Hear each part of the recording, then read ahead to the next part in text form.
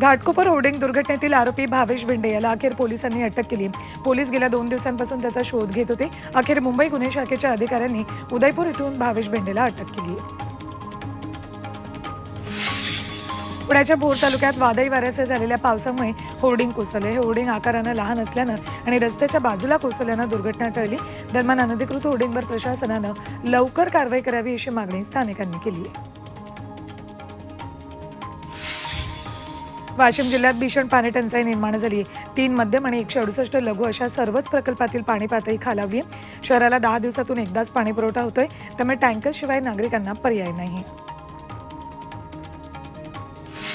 गोंदिया जिल्ह्यात प्रमुख जलाशयांची पातळी झपाट्याने कमी होते। 7ही मध्यम प्रकल्पांमध्ये सरासरी 30% इतका जलसाठा शिल्लक आहे। मान्सून आणखी लांबला तर भीषण पाणी टंचाई निर्माण होऊ शकते अशी शक्यता वर्तवली जाते।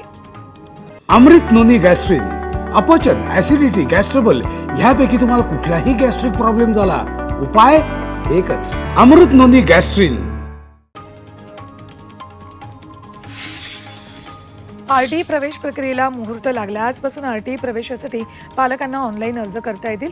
ज्या पालकांनी त्यांच्या पाल्यांची यापूर्वी आरटीई प्रवेशासाठी नोंदणी केली आहे त्यांनाही पुन्हा नोंदणी करावी लागणार आहे, असं प्राथमिक शिक्षण विभागाच्या संचालकांनी म्हटलं आहे। मध्य रेल्वेवर 15 दिवसांचा ब्लॉक घेतला जातोय। आजपासून 1 जूनपर्यंत विशेष ट्रॅफिक आणि पॉवर ब्लॉक घोषित केला आहे।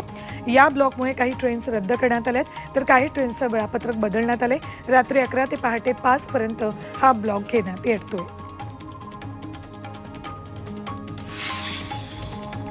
उद्या 18 मे रोजी शेअर मार्केट खुलं राहणार आहे। यावेळी एनएससी आणि बीएससी या दोन्ही स्टॉक एक्सचेंजवर इक्विटी आणि इक्विटी डेरिव्हेटिव्ह सेगमेंटमध्ये एक विशेष लाईव्ह ट्रेडिंग सेशनचं आयोजन केलं आहे। या दरम्यान एका दिवसासाठी एनएससी आणि बीएससीचा संपूर्ण व्यवहार डिझास्टर रिकव्हरी साईटवर स्विच होईल।